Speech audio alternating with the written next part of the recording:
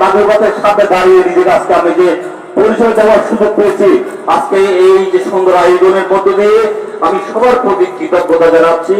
Specially দুইজন মানুষের নাম না বললে হয় না, সৈয়দ হাতেম আলী, যার কারণে আজকে এই সুন্দর আয়োজন, যিনি স্বপ্ন দ্রষ্টা বলা যায়, তারই হাত ধরে যিনি সৈয়দ মৌলানা ইসাক সাহেব, আসলে ওনাদের প্রতি আমি কৃতজ্ঞতা জানাচ্ছি এবং ওনাদের আত্মার মাগফিরাত কামনা করছি।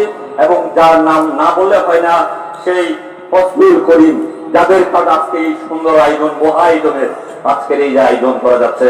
এবং আমি স্পেশালি সবাইকে সালাম জানানোর সাথে সাথে from my Buddhist community, I would like to thank my heartfelt thanks, especially those who are came from the foreign country, especially they had to sacrifice lots. So this is really great appreciated because of এত সুন্দর আয়োজনের মধ্যে সারা পৃথিবী থেকে এতগুলো মানুষ সত্যিকার এই যে মানবতার জন্য যারা কাজ করে, মানবতার প্রেমী হওয়া, তারাই সত্যিকার আমাদের এই যে কর্মটা প্র্যাকটিস করেন।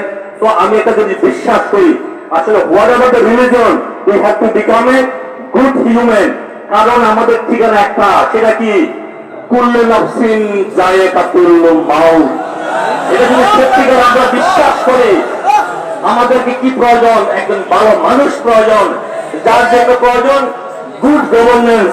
অনেক বাইরেরা কথা বলতেছিল গুড গভর্নেন্স নিয়ে, আসলে যেটা আজকে সারা আমাদের দেশে গত 54 বছর ধরে স্টাবলিশ হয় নাই। এই জন্য ভালো মানুষের প্রয়োজন।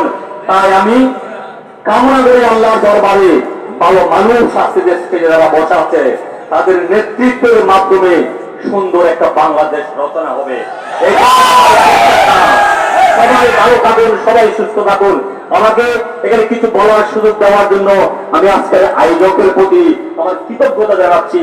আমি আবারও সবাইকে সালাম জানিয়ে আমার এই সংক্ষিপ্ত বক্তব্য শেষ করলাম। আসসালামু আলাইকুম, সবাই ভালো থাকেন। আমার অনেক অনেক দোয়া রইল সবার প্রতি।